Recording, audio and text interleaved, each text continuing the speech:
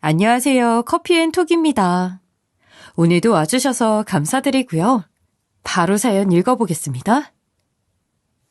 TV를 보면 세상에 별의별 일이 다 있다는 걸 알게 되죠. 하지만 평범한 삶을 살다 보면 그건 TV 속에서나 일어나는 일처럼 느껴질 뿐이에요. 내 주변에선 절대 일어나지 않을 것만 같은 그저 남의 일일 뿐이죠. 하지만 60을 넘게 살다 보니 그렇게 남의 일이라고 생각했던 일이 제게도 생길 수 있더군요. 믿었던 내 가족을 의심할 수밖에 없는 끔찍한 덫에 걸리고만 그 일. 세상에서 제일 모를 게 남의 속이라는 걸 실감하게 된 그 일을 제가 평생 잊고 살 수 있을까요? 전 몇 해 전 환갑을 넘긴 주부입니다. 한평생 살림하고 애들 키우면서 평범한 여자의 일생을 살았어요. 남편도 성실해서 시집올 때 꾸렸던 단칸방 살림을 40년 만에 40배는 넘게 키워냈죠. 셀 수도 없이 이사하고 이 장사 저 장사 전전한 끝에 월세만 5집씩 나오는 다세대 주택 2채와 지금 사는 아파트를 마련했으니 참 열심히 살았다는 생각이 들어요. 그럭저럭 괜찮았던 제 인생이었지만 걸리는 게 딱 한 가지 있긴 했죠. 우리 부부가 이렇게 열심히 사는 동안 남들처럼 이것저것 시켜보지 못하고 너무 평범하게 키운 아이들이요. 조금 더 유난을 떨어서라도 의사 판사를 만들었어야 했나. 공부 더 시켜서 대기업에라도 취직시켰어야 하는데 바쁘고 빠듯한 삶을 살다 보니 엄마 손길이 부족했는지 애들은 하나같이 너무 평범하게 커서 그저 밥벌이나 하고 살고 있어요. 하다못해 아버지처럼 장사해서 돈 좀 모을 가능성 있는 놈 하나 없이 다 고만고만한 직장 다니면서 그저 그런 월급 받고 살아가고 있으니 그게 제일 안타깝더라고요. 그래서 그런지 큰아들은 일찌감치 장가를 가서 40도 안 됐는데 벌써 초등학교 손주까지 보게 해주었죠. 월급이 뻔한데 취직하자마자 장가를 가겠다고 해서 걱정했던 기억이 아직도 생생해요. 모아놓은 돈 한 푼 없는 놈이 자기도 어린데 자기보다 훨씬 더 어린 20살 며느리를 데리고 인사를 왔을 때는 억장이 무너질 것만 같았으니까요. 아들을 장가 보낸 게 아니라 늦은 나이에 식소를 더 얻는 심정이었죠. 며느리는 고등학교 졸업하고 바로 시집와 할 줄 아는 일이 아무것도 없었고 너무나 가난한 친정에서 자라 그야말로 몸만 덜렁 시집을 왔으니까요. 보나마나 고생하며 살게 뻔해서 저랑 남편은 20평짜리 아파트도 해주고 그 집에 혼수까지 다 넣어주었죠. 그래도 큰아들인데 힘 좀 실어주고 싶었고 며느리 형편도 그래서 그렇게라도 안 해주면 지하 단칸방에서 애 낳고 살았을 테니까요. 감사합니다, 어머님, 아버님. 제가 능력이 없어서 나중에 다 갚겠다는 말씀은 못 드려요. 그래도 살면서 두고두고 보답할게요. 정말 감사합니다. 며느리는 그런 저희에게 항상 싹싹하고 공손하게 굴었죠. 나이도 어리고 배운 건 없었어도 하루하루 보니까 이런 며느리가 또 어디 있겠나 싶더군요. 남들은 아들이 뭐 한다, 며느리가 어디에 다닌다, 딸이 어디로 시집갔다 그러는데 저희 집은 그런 자식 며느리는 없어도 다들 큰 문제 없이 고만고만하게 잘 사니 고맙기만 했어요. 그러면서도 사람 심리가 참 그렇더라고요. 나이를 먹을수록 무르익어야 되는데 며느리를 볼 때마다 한 번씩 배알이 꼴리는 게 사실이었어요. 지 남편은 별 볼 일 없어서 박봉 신세라도 시집은 그래도 든든하게 잘 왔으니 저나 그저 그런 집에 시집가 맞벌이로 고생고생하면서도 전세살이를 면치 못하는 우리 딸보다 며느리가 복이 많아 보였으니까요. 그러면 안 되는데 가끔씩 그렇게 놀부처럼 변해서 큰일이더라고요. 어머님, 제가 반찬 몇 가지 해봤는데 오늘 갖다 드려도 될까요? 맛은 없는데 그래도 밑반찬 몇 개 있으면 식사하시기 편하시잖아요. 집에 계시죠? 그렇게 잠시라도 나쁜 생각을 했던 걸 부끄럽게 할 만큼 며느리는 착한 아이였어요. 생각해보면 보잘것없는 아들을 일찍 걷어준 것도 며느리였고 알뜰살뜰 살림에 얼마 안 되는 월급으로 애들 학원도 빠짐없이 보내면서 똑부러지게 사는 것도 며느리니 제가 업고 다녀야 할 판이었죠. 어딜 같이 가도 사람들이 쳐다보며 예쁘다, 어리다 한마디씩 하니 내 딸처럼 괜히 기분도 좋았고요. 사실 며느리가 아니라 제 복이 많은 거였어요. 하지만 며느리는 그렇게 생각하지 않은 모양이었어요. 결혼할 때 몸만 온 걸 가지고 평생 죄인처럼 기가 죽어서 지내더라고요. 저희 부부도 해줄만 하니까 해준 거고 아들도 생전 그런 걸로 며느리 타박 안 하는 것 같던데 하도 없이 자란 애라 그런지 늘 길을 못 펴고 주눅 들어 있었어요. 식구들 다 모일 때도 혼자 굳은 일 다 하면서 식구들 눈치 보고요.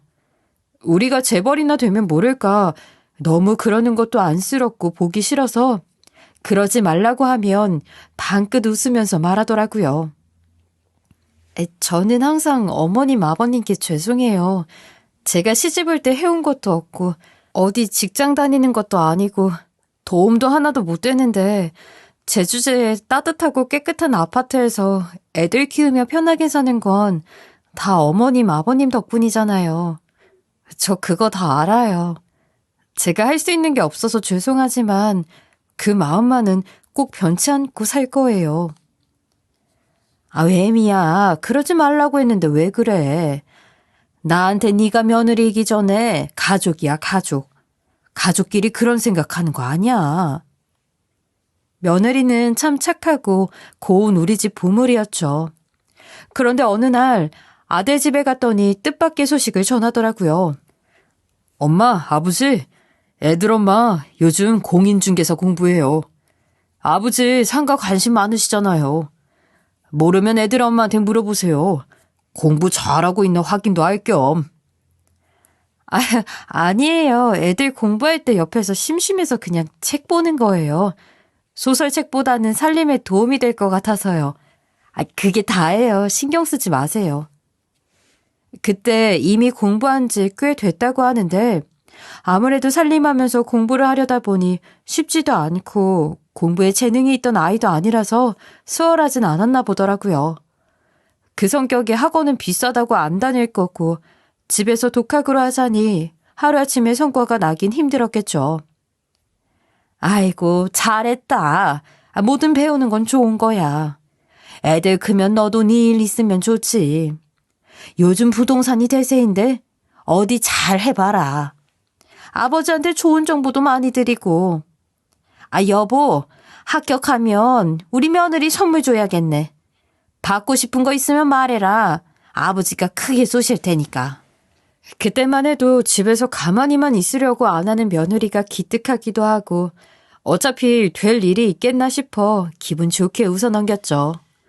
그런데 애가 애들 공부할 때 애들 학교 갔을 때 틈틈이 공부하더니 3년 만에 덜컥 시험에 합격을 하더라고요. 모두들 설마 하는데도 불굴의 의지로 공부해서 합격까지 한 며느리를 생각하니 너무 장해서 저희 부부는 작은 차를 한 대 사줬죠. 어머, 무슨 차를요. 제가 이런 게 뭐가 필요 있어요. 그냥 한번 뭐라도 해보려고 시험 본 건데. 어머님, 아버님, 감사해요. 평생 이 은혜 잊지 않을게요. 큰 차도 아닌데 며느리가 눈물까지 흘리자 제가 다 감동이더라고요. 며느리는 그렇게 뭘 받을 때마다 그저 감사하다고 하면 될 것을 꼭 보은을 하겠다고 말했어요. 그냥 주고 싶어 주는 사람도 불편하게 말이죠. 남편은 그런 며느리가 예뻐서 부동산 사무실도 하나 내준다고 난리였는데 아직 혼자 사무실 차릴 형편은 못 된다며 며느리가 한사코 사양하더라고요. 그것도 누구 밑에서 배우고 하는 시간이 필요한 모양이었어요. 그렇게 며느리는 저희가 뽑아준 작은 차를 끌고 다니며 열심히 강남의 큰 공인중개사 사무실에 출근해 일을 배웠어요. 출퇴근 시간이 여유로워서 아이들 키우고 살림하는 데는 지장이 없더라고요. 돈은 못 벌어도 자기 일을 하고 다니니 애가 얼굴에 화색이 돌고 예쁜 옷을 차려입으니 다른 사람처럼 보였어요. 소박하게나마 월급도 있었는데 첫 월급 탄 날은 이불을 사들고 집에 왔더라고요. 첫 월급 받으며 뭐를 사드려야 하나 진짜 고민 많이 했어요. 그런데 저 시집와서 처음 저희 집에 들어가던 날 어머니가 예쁜 이불 한 채 사가지고 오신 게 생각나더라고요. 새 집에서 새 삶을 시작하는데 이불도 새 거 좋은 걸로 덮어야 한다고 하면서 명주소매 실크로 수놓은 이불 사주셔서 너무 감사했었어요. 집에다 혼수에 이불까지 챙겨주시니 제가 몸둘 바를 몰랐죠. 이제 그거 하나는 제가 갚을 수 있게 됐네요. 강남 혼수시장까지 가서 예단한다고 좋은 거 해달라고 해서 맞춰온 거예요. 결혼 10년 만에 해드리는 예단이라고 생각해 주세요. 아이고, 어쩌면 그렇게 입을 만큼 마음도 고운지 어리고 가난한 며느리 드린다고 속상해했던 지난 순간이 부끄럽고 미안해서 고개를 들 수가 없더라고요. 그렇게 며느리는 공인중개사 일을 시작했고 몇 개월 만에 자기 사무실을 냈어요. 애들을 돌봐야 한다며 집 근처 아파트 상가에 사무실을 얻었죠. 저희가 내준다고 할까봐 그랬는지 둘이 모아둔 돈으로 보증금 내고 인테리어까지 싹 다 한 후에 개업식 날 알려주더라고요. 미리 말했더라면 정말 보증금을 마련해줬을 남편은 아쉬워하면서 돼지머리에 5만 원짜리 20장을 꽂아줬어요. 천지신령님, 우리 며느리 잘 되게 해주십시오. 고생 많이 하고 사내입니다. 부자 되게 해주시고 우리한테는 없으면 안 되는 애니까 너무 바쁘게 하지 마시고요. 남편의 바람대로 며느리의 사무실은 문을 열자마자 잘 돼서 곧 직원도 뽑고 돈도 제법 벌게 됐죠. 워낙 애가 싹싹하고 똑부러지니까 믿고 맡기는 사람이 많았어요. 며느리도 처음에는 수수료 벌려고 부동산을 공부했지만 시간이 지날수록 고급 정보를 얻게 되면서 투자에 관심을 갖더라고요. 업계에서도 신이 많은 사람들이 많아져서 고급 정보를 다른 사람들보다 더 빨리 많이 듣게 되면서 몇 번 돈맛을 보기도 했어요. 어머니, 이거 드세요. 부족한 거 있으면 말씀하시고요. 어느 날은 제 생일도 뭣도 아닌데 저녁 먹자고 불러내어서는 온 가족에게 소갈비를 사주더라고요. 맛있게 먹긴 했는데 워낙 알뜰한 아이라 무슨 일인가 싶었죠. 알고 보니 저번에 산 조그만 아파트가 재개발 들어가면서 프리미엄으로 3억을 받고 이번에 팔았다고 하더라고요. 새로 지을 때까지 기다리면 몇 억은 더 챙겼을 텐데 더 좋은 데 투자할 때가 생겨서 그냥 팔았어요. 기분 좋아서 제가 한 통 내는 거니까 밥 넣고 드세요. 1,000원, 10,000원에도 벌벌 떨며 살림하던 며느리 입에서 억소리가 나니까 신기하긴 했어요. 돈은 이렇게 버는 거구나. 우리 부부는 수십 년간 깨알같이 모아 집 한 채 사고 2채 사면서 살림 늘렸는데 우리 며느리는 한 방이구나 싶어 대단해 보였죠. 남편도 그런 며느리의 수완에 감명을 받았는지 사무실에 자주 가서 정보를 캐더라고요. 저 어머님, 아버님 섭섭해하지 말고 들으세요. 애들도 많이 컸고 슬슬 집을 늘려가야 할 것 같은데 마침 괜찮은 신축이 하나 나와서요. 저희 집값도 많이 오르고 해서 얼마 안 보태면 들어갈 수 있을 것 같아요. 지금 집 팔고 이사 가도 될까요? 자기들이 돈이 있어서 이사 간다는데 이렇게 예쁘게 말하는 며느리를 누가 싫어할 수 있겠어요. 당연히 그렇게 하라고 했죠.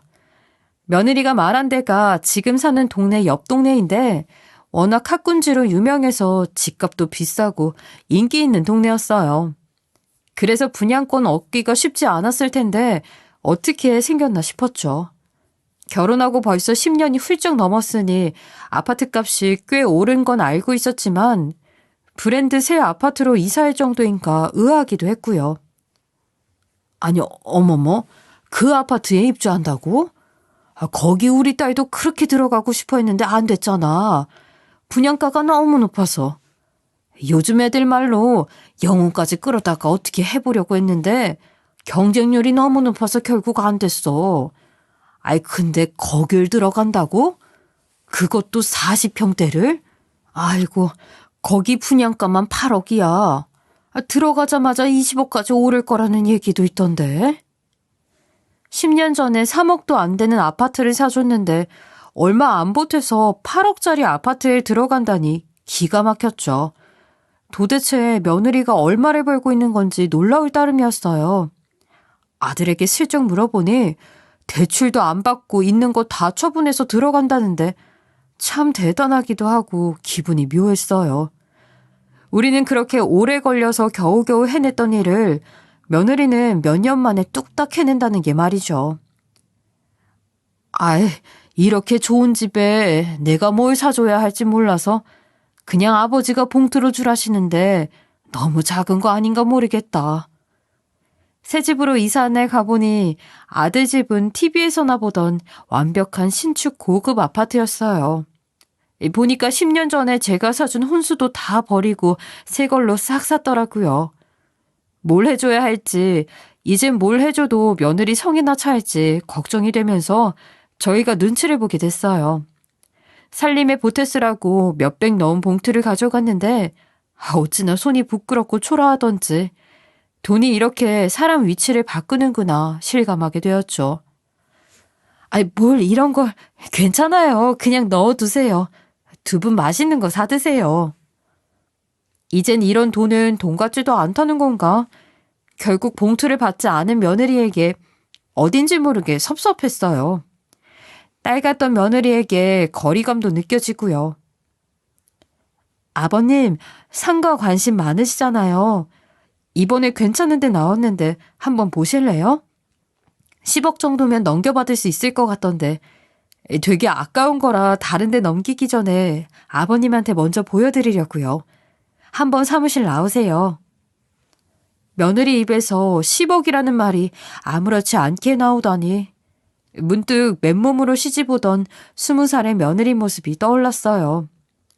그때는 우리 아들이 주워온 예쁜 강아지처럼 느껴졌는데 이제 저희가 그 강아지한테 기대는 신세가 된 것 같아 씁쓸했죠. 딸이 잘 됐으면 기분이 좋았을 텐데 며느리가 잘 되니까 마냥 좋지만은 않은 게 솔직한 심정이더라고요. 제가 너무 못된 걸까요?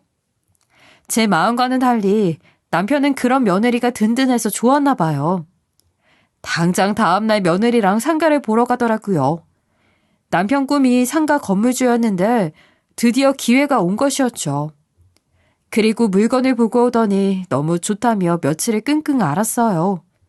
며느리가 시아버지에게 소개해주는 거니 얼마나 알짜배기였겠어요. 그런데 결국 남편은 포기하더라고요.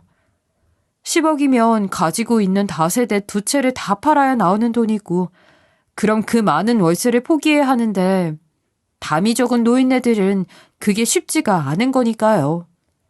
결국 우리 나이에는 가지고 있는 재산을 지키는 게 낫겠다 싶어 투자를 포기했죠. 남편은 마치 쥐고 있던 사탕을 뺏긴 아이처럼 상실감을 느끼더라고요. 그걸 본 며느리도 너무 안타까워했죠.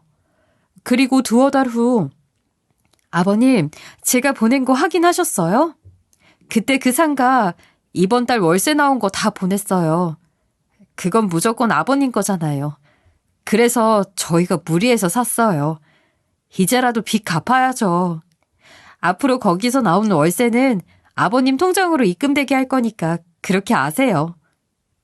알고 보니 그 상가를 며느리가 샀더라고요. 대출받아 사서 당분간 대출금 갚느라 당장 드릴 수는 없는데 대출 다 갚으면 남편 명의로 이전하겠다 했어요. 그리고 거기서 나온 월세를 한 푼도 빠짐없이 남편의 통장으로 보내고 있었죠. 그동안 해주신 거 갚는 거니 그냥 받으시라고 하는데 저희 남편이 글쎄 눈물까지 보이더군요. 제가 어린 나이에 시집와서 맨날 아버님, 어머님한테 받기만 했잖아요. 이제는 제가 드릴 차례예요. 그러니까 그냥 받으세요.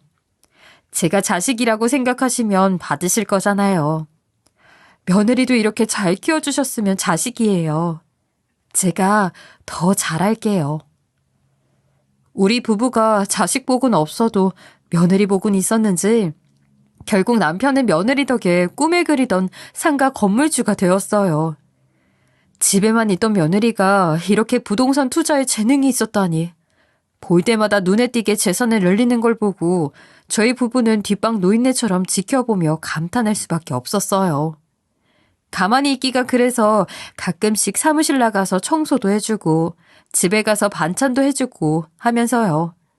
남들이 보기엔 그저 부러운 노인네들이었지만 전세가 완전히 역전되고 나니까 솔직히 마냥 마음이 편하진 않더라고요. 아, 그래? 알았어. 그러지 뭐. 자기가 오죽 잘했겠어. 수고해. 모처럼 퇴근길에 아들이 집에 들렀다 했더니 애들 먹을 김치가 떨어졌다는 거예요. 그걸 또 퇴근하면서까지 챙기는 아들이 짠하더라고요. 엄마, 근데 김치에 미워 넣어? 애들한테 안 좋다고 애들 엄마가 신안에서 자연산 생새우 제일 좋은 걸로 공수해서 보낸다네. 그거 넣어야 시원하고 맛있다고.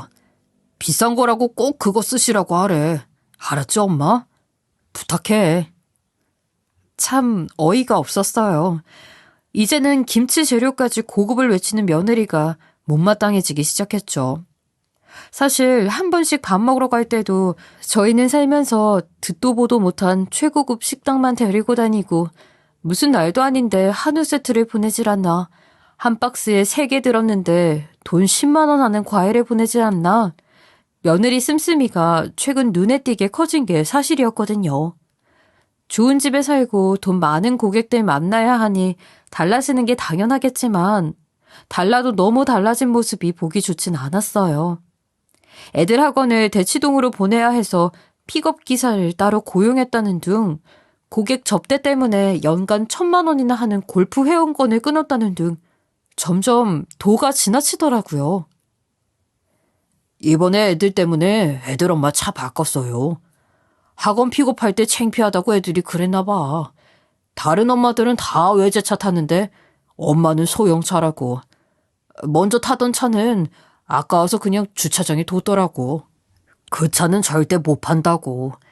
그래서 내 차 처분하고 내가 탈까 생각 중이야. 안 그래도 그 집에 그 차가 안 어울릴 텐데 차를 바꿔줘야 하나 남편이 지나가는 말로 그러던데 진작 바꿨더라고요. 집 살 때는 말이라도 하더니 차는 말도 없고 팔지 않아서 말 안 했나 보다 싶었지만 어쩐지 그런 며느리의 행동이 모두 불편하고 마땅치 않게 보였어요. 게다가 아들이 멀쩡한 차 처분하고 작은 차를 탄다니 속이 아프더라고요. 남들 보는 시선도 있고 하니 이번엔 한마디 해야겠다 싶었죠. 얘, 이번에 너 외제차 뽑았다면서? 그래, 사정이야 알겠는데 그렇게 펑펑 써서 괜찮겠니? 아니 너희 돈이니 너희가 알아서 하겠지만 일하는 남편한테 전화해서 김치 가져와라, 애들 데려와라 하는 건 좀 그렇지 않니? 아무리 네가 바빠도 말이야. 내 입장에는 좀 섭섭한 게 사실이다. 전에는 네가 안 그랬으니까. 돈 잘 버는 와이프가 좋은지 또 넙죽넙죽 그러겠다고 하고 다니는 아들내미 보면 속이 터지고. 너도 아들 키워봐서 알 거 아니냐. 사람 낳고 돈 낳지 돈 낳고 사람 낳는 거 아니다. 좀 자중하고 살자. 속이 뒤집혀서 며느리 사무실을 찾아가 할 말을 해버렸어요. 저도 모르게 그동안 쌓였던 게 쏟아지는데 저도 놀랍더라고요. 다른 때는 가만히 있다가 아들이 며느리 비위 맞추니까 쩔쩔매는 건 보기 싫어서 이러는 게 창피하기도 했지만 명색이 시어머니인데 할 말은 해야 할 것 같았어요. 직원도 있는 자리에서 혼나는데 며느리는 그저 죄송하다며 고개를 숙이고 눈물을 쏟아냈어요. 돈 좀 번다고 권위적으로 변했지만 근본은 착하고 순한 며느리였죠. 어머니, 제가 너무 주제 넘었어요. 워낙 없이 자라서 이제 돈 걱정 없다 생각하니 너무 기고만장했어요. 맨날 부자들만 상대하니까 저도 부자인 줄 알았나 봐요. 그런데 애들 아빠를 무시하거나 어머님 아버님 은혜 모르고 그런 건 절대 아니에요. 노여워 마세요. 어머니, 제가 조심할게요. 용서해 주세요. 아이고, 뭘 또 울고 그러니. 아랫사람도 있고 그런데 내가 너무 생각이 짧았다. 그만해. 그냥 시어머니가 며느리한테 잔소리 좀 했거니 하고 넘어가라. 내가 괜히 와가지고 나갈게 그럼. 일 봐라. 응? 기분 풀고. 한 소리 하려고 시어머니 노릇 좀 제대로 하려고 갔다가 오히려 며느리가 저렇게 나오니 민망하더라고요. 며느리 잘된 꼴 못 보는 불성사나운 시어머니가 된 것 같아 얼른 사무실을 나왔어요. 거기 있던 직원이 절 어떻게 봤을까? 사장이 시집살이 호되게 하는구나 생각하진 않았을까 걱정되었죠. 밖에서 따로 만날 걸 생각이 너무 짧았구나 후회하면서 터벅터벅 버스 정류장으로 걸어가고 있는데 한 여자가 제게 다가와 말을 걸더군요. 죄송한데 제가 며느님이랑 하시는 얘기를 좀 들었어요. 그 여자는 다짜고짜 조금 전 이야기를 하더라고요. 아니 그 사무실에는 며느리 저 여직원밖에 없었는데 무슨 소리인가 싶었죠. 뭐요? 지금 무슨 소리를 하는 거예요? 자세한 말씀은 드릴 수 없고요. 암튼 며느님을 조심하세요. 너무 믿으시다가 큰일 당하실 거예요. 그러더니 그 여자가 자기 핸드폰 번호가 적힌 쪽지를 제 손에 억지로 쥐어주더니 도망칠 듯 가더라고요. 참 세상에 미친 사람들도 많다고 생각하고 집으로 돌아왔어요. 꺼림칙해서 쪽지를 버릴까 싶었지만 혹시나 해서 그냥 가방에 쑤셔 넣었죠. 처음엔 황당했지만 저희 집 일을 빤히 들여다보고 있는 것 같은 그 여자의 말이 계속 신경 쓰여서 일이 손에 잡히지 않았어요. 무당인가? 어떻게 그렇게 잘 알지? 결국 밤새 뒤척거리다가 다음날 전화를 해봤죠. 전화 주실 줄 알았어요. 사실 저 며느님과 잘 아는 사람이에요. 며느님이 공인중개사 일 배운다고 강남으로 출퇴근했었죠? 거긴 아저씨들만 우글대는 대형 부동산이었어요. 한창 젊고 예뻤을 땐데 그런 데서 어떻게 살아남았겠어요? 어떻게 이제 막 일 시작한 초짜 중개사가 그렇게 고급 정보를 계속 물어다가 부자 됐겠어요? 며느리 자산이 지금 얼마나 되는지는 알고 계세요? 더 궁금하시면 이럴 게 아니라 한번 만나서 다 말씀드릴게요. 암튼 며느리 조심하세요. 겉모습에 속기 딱 좋은 생여우라고요. 남의 며느리한테 끔찍한 말들을 늘어놓은 그 여자는 그렇게 전화를 끊어버렸어요. 저는 너무 놀라서 저녁할 시간도 있고 넋을 놓고 있었죠. 어떻게 한 번도 그런 의심을 안 해봤을까? 너무 며느리를 믿었던 건 아닐까 자책까지 하면서요. 생각하면 할수록 그 여자 말이 다 진짜 같은 게 잠도 못 이룰 정도로 힘들더라고요. 그런데 며칠 후 며느리에게서 전화가 왔어요. 어머니, 이번 주말에 시간 되세요? 지난번 일도 있고 제가 맛있는 식당 알아놔서 어머니께 식사 대접 좀 하려고요. 어머니 낙지 좋아하시잖아요. 소박하고 가격도 저렴한데 너무 맛있는 식당 하나 알아뒀어요. 오랜만에 둘이서만 데이트해요. 괜찮으시죠? 며칠을 이상한 생각만 했는데도 막상 며느리의 살가운 목소리를 들으니 우리 며느리가 설마 그런 아이겠어? 하는 생각이 들더라고요. 며느리는 절 데리러 오면서 혼자 있을 아버지 생각해 초밥 세트까지 사왔더라고요. 다음에는 꼭 함께 모시겠다고 하면서요. 이렇게 마음이 고운 며느리라는 걸 알면서도 한편으로는 새로 산 외제차 하며 확 달라진 옷차림을 보자니 계속 마음이 찝찝한 것도 사실이었어요. 며느리가 데리고 간 곳은 정말 바닷가에 있을 법한 낙지집이었어요. 애매한 시간에 갔는데도 손님이 꽤 될 정도로 유명한 곳이더라고요. 며느리가 한동안 데려갔던 고급 식당은 아니었지만 맛도 좋고 가격도 저렴하고 딱 마음에 들어서 마음이 풀렸어요. 얘 너무 맛있다.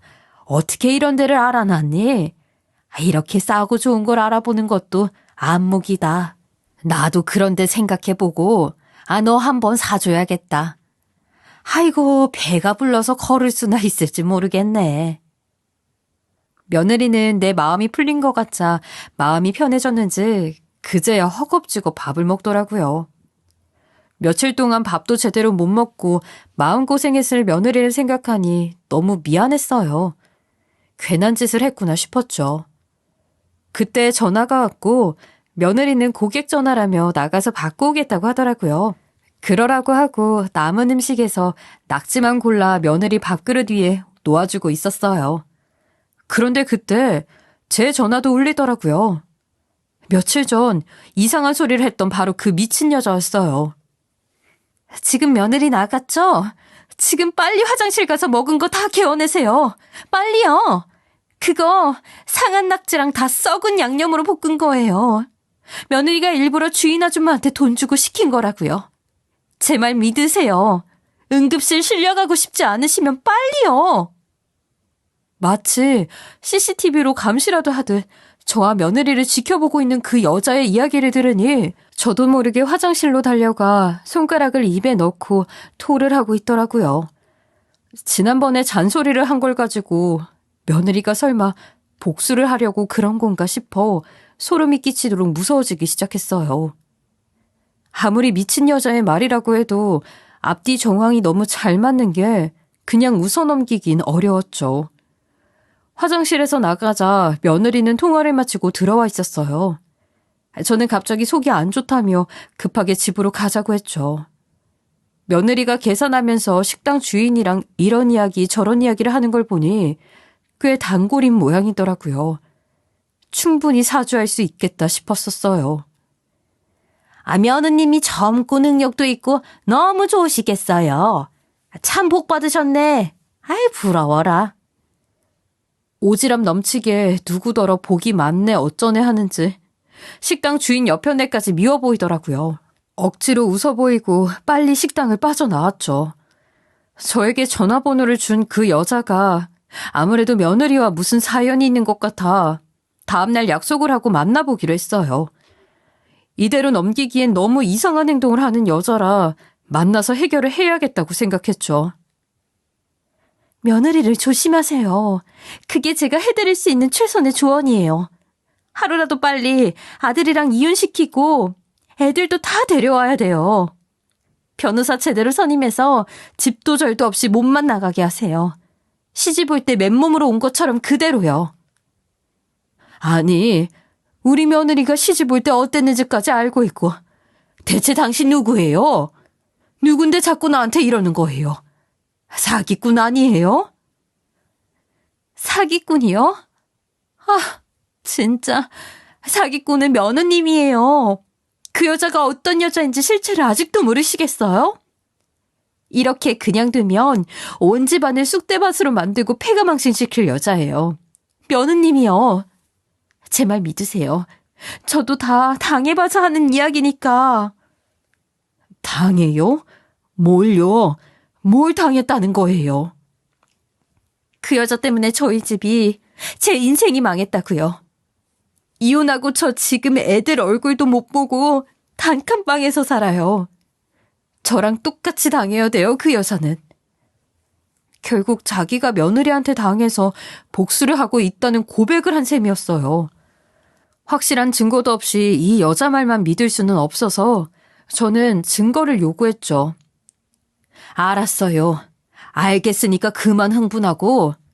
그럼 우리 며느리가 그 식당 주인 사주에서 나한테 썩은 낙지 먹였다는 증거나 좀 봅시다. 나도 확실히 믿는 구석이 있어야 당신 말을 듣는 애들을 이혼시키든 할 거 아니에요? 여자는 잠깐 당황하더니 자기가 다 보고 들은 게 있어 이러는 거니 믿으라는 말만 하더군요. 그러더니 곧 더 큰 일을 벌일 여자이니 며느리를 빨리 내치라고 했어요. 그래요? 그럼 삼자 대면 합시다. 식당 주인이든 며느리든 삼자 대면 하자고요. 나는 증거 없이 당신 말만 믿고 움직일 순 없으니까 그렇게 해요. 할 수 있겠어요? 그러자 갑자기 여자가 태도를 돌변해 절 붙들더니 그건 절대 안 된다며 매달리는 거였어요. 그러면 며느리가 자기한테 보복할 거라면서 울고불고 매달리더라고요. 카페 안에 사람들이 보는데도 아랑곳하지 않고 진심으로 겁을 먹고 있었어요. 당신 미친 거 아니야? 아니 믿을 만한 증거라도 되면서 남의 며느리 모함을 하든가 해야지. 나 참 살다 보니 별꼴을 다 보네. 됐어요. 이제 연락 안 할 테니까 댁도 우리 집안일에 간섭 말아요. 참나. 그렇게 일어서려고 하는데 여자가 갑자기 이야기를 하더군요. 식당 가요. 낙지집이요. 지금 가요. 증거 보여드릴게요. 결국 그 여자와 저는 낙지집에 갔어요. 그리고 주인에게 나 기억하냐고, 얼마 전에 며느리랑 같이 왔었는데 우리 며느리가 여기 단골인 것 같던데 라고 하니 금방 저를 알아보더라고요. 그래서 다짜고짜 물어봤죠. 혹시 며느리한테 사주받고 나한테 썩은 낙지를 줬냐고요. 그 이야기를 듣던 식당 주인은 당황해하면서 웃더라고요. 아이고 어르신, 제가 무슨 사주를 받아요. 아이, 썩은 낙지 팔다 가게 문 닫으면 며느님이 다 책임져 준대요? 나 참 너무 귀여우시네. 뭘 어떻게 보여드리면 될까요? 돈 받았는지 통장 내역 보여드려요? 아님 CCTV 보여드려요? 아, 뭘 어떻게 해드릴까? 아이고, 며느리가 어머님 좋아하신다고 특별히 부탁해서 제일 비싸고 제일 좋은 걸로 해드렸는데 이렇게 나오시니까 할 말이 없네요. 단골이라서 잘해드리려고 했는데 적반하장도 유분수지. 에이, 나가세요 얼른요. 아이, 아줌마, 여기 소금 좀 뿌려요. 내일 살다 빨리 안 나가면 경찰 불러요. 개망신을 당하고 식당 밖으로 쫓겨나면서도 이미 의심의 꽃이 피어있는 상태라 개운하지가 않더라고요. 그렇게 어색하게 그 여자와 버스 정류장까지 걸어가고 있는데 며느리한테 전화가 왔어요. 식당 주인에게 전화를 받은 모양이었어요. 며느리는 어디냐며 당장 데리러 온다고 했죠. 옆에 있던 여자는 며느리가 온다고 하자 하얗게 얼굴이 질려서는 주랭랑을 쳤어요. 자기는 무서워서 도저히 며느리를 못 본다고요. 잠깐 망설인 사이에 택시를 잡아타고 가버리더라고요. 그렇게 어이없게 혼자 남았고 며느리가 곧 달려왔어요. 그리고 저희는 낙지집에 다시 가서 식당 주인에게 사과를 했죠. 식당 주인은 친정엄마 같아서 참는다며 낙지 대접해드릴 테니 이번엔 맛있게 드시고 가라 하더라고요. 젊은 사람 앞에서 정말 창피했어요. 낙지를 먹으며 저는 그동안 그 여자와 있었던 일들을 며느리에게 털어놓았죠. 너무나 황당한 이야기를 늘어놓자 며느리는 조용히 한숨만 쉬더라고요. 무엇보다 생판 모르는 사람보다 며느리를 못 믿은 저한테 실망한 눈치였어요. 아무도 손을 대는 사람이 없이 혼자 자글자글 익던 낙지볶음에서 타는 냄새가 나자 주인이 다가와 버너에 불을 껐어요. 그러더니 의미심장한 말을 꺼내더라고요. 참 세상에, 미친년들 많습니다. 사실 아까 그 여자요, 저번에 우리 식당 와서 일하는 아줌마한테 썩은 낙지로 요리해주면 10만 원 주겠다고 사주했다네요. 아까 난리 피우시고 나가는 거 보고 우리 아줌마가 말하더라고요. 못한다 했더니 그냥 가더래요. 진짜로 썩은 음식을 먹이려던 건 그년이라고요. 왜 며느리를 잡아요, 며느리를. 참나, 이 아까운 낙지를 이렇게 태워버리고. 내가 진짜 단골이라 참는 겁니다. 며느리 봐서 참는 거예요. 충격적인 이야기들을 듣고 곰곰이 생각하던 며느리는 아무래도 신고를 하는 게 좋겠다며 저에게 그 여자의 번호를 달라고 했어요. 저는 순순히 그렇게 할 수밖에 없었고 며느리는 남편과 아들에게는 비밀로 하고 그 여자를 고소했죠. 어머니, 제가 알아서 처리할게요. 너무 걱정 마세요. 혹시 해코지 할까봐 신고하는 거니까 신경 쓰지 마시고요. 그동안 전화 오면 받지 마세요. 어떻게 이런 일이 우리 가족에게 생겼을까요? 조금 더 조심하면서 살아야겠네요. 다 제 잘못이에요, 어머니. 다 잊으세요. 바보 같은 시어머니에게 이렇게 이야기해주는 며느리를 저는 남의 말만 듣고 의심했던 거였어요. 너무 부끄러워서 고개를 들 수 없었죠. 며칠 후 경찰에서 연락이 왔고 며느리와 저는 경찰서에 가서 자초지종을 들을 수 있었어요. 알고 보니 그 여자는 예전에 며느리가 공인중개사 시험에 합격하고 일을 배우러 다니던 사무실의 실장의 와이프였더라고요. 며느리는 얼굴도 모르는 사람이었는데 그 여자는 며느리에 대해 너무 잘 알고 있었어요. 그때 며느리가 참 열심히 일을 배웠는데 그 모습이 기특해서 실장이 물심양면으로 도와줬었대요. 그걸 그 와이프가 못마땅하게 생각하고 우리 며느리를 여기저기 모함하고 다녔다고 하네요. 자기 남편이랑 바람을 피우는 것 같다. 철없을 때 시집가서 남편이랑 사이가 안 좋다더라. 시댁에서 돈 벌어오라고 닥달해서 일 배우는 거다. 돈 벌기 위해선 무슨 일이든 할 거라고 말이죠. 며느리는 자기 사무실을 내고 나와서 모르고 지냈지만 여러 사람이 일하던 사무실에서 오해를 받았던 실장은 결국 쫓겨나고 말았다고 해요. 자기 잘못으로 그렇게 된 건 생각 안 하고 와이프란 여자는 며느리 때문에 일이 그렇게 된 거라며 복수심으로 몇 년이나 며느리 뒤를 캐고 다닌 것이었죠. 그 사이 그 실장은 와이프에게 질려서 이혼을 선언했고 법원에서 아이들을 키울 수 없는 정신 미약 상태임을 인정받아 그 여자는 양육권까지 빼앗기는 처지가 되었던 거였어요. 죄송해요. 저희 남편이랑 아무 사이 아닌 거 아는데 알면서도 제가 질투심에 불타서 그만. 며느님이 너무 젊고 예쁘고 능력도 좋으니까 배가 아파서 그랬어요. 돈도 잘 벌고 시부모님의 남편 사랑도 받고 저랑은 너무 다르게 사니까 다 부셔버리고 싶었어요. 그래서 사무실 직원에게 돈 주고 며느님 일거수일투족을 보고받았어요. 죄송합니다. 다시는 안 그럴게요. 용서해 주시면 다시는 안 그러고 반성하며 살겠습니다. 그 여자는 저와 며느리에게 사과했고 경찰에서는 정신적으로 문제가 있어 치료가 필요한 상태이니 선처를 베푸는 게 어떠냐고 제안했어요. 저는 우리 집안을 파투낼 뻔한 여자라며 노발대발했지만 며느리는 같은 아이 엄마로서 여자로서 그 여자를 용서하더라고요. 여러 가지로 정말 어른이라는 게 부끄러워지더군요. 어머니, 생각해보니 저도 잘한 게 없는 것 같아요. 평범하게 살았으면 좋았을 것을. 어머님, 아버님, 그리고 애들 아빠한테 너무 신세만 지고 사는 것 같아서 돈 욕심을 부렸더니 저 때문에 너무 많은 사람이 힘들어하는 걸 눈치 못 챘네요. 이제 적당히 돈 벌면서 살게요. 죄송해요, 어머니. 며느리도 배운 게 많다며 그동안 가족들에게 상처 주고 잘못한 부분이 있다면 용서받고 싶다고 하더군요. 그렇게 경찰서에 모인 여자들은 모두 다 울고 말았어요. 그야말로 눈물바다가 됐죠. 이 나이를 먹도록 젊은 며느리만도 못한 속 알맹이를 갖고 있다는 게 미안하고 창피해서 저도 엉엉 울었죠. 그날 이후 며느리는 좀 더 겸손하게 살면서 전처럼 소박한 며느리로 돌아오게 되었어요. 이번 일로 보살이 되었는지 사무실 여직원도 용서하고 자르지 않더라고요. 다 돈 때문이라고 빡빡한 월급 때문에 그랬을 거라며 월급까지 올려주더라고요.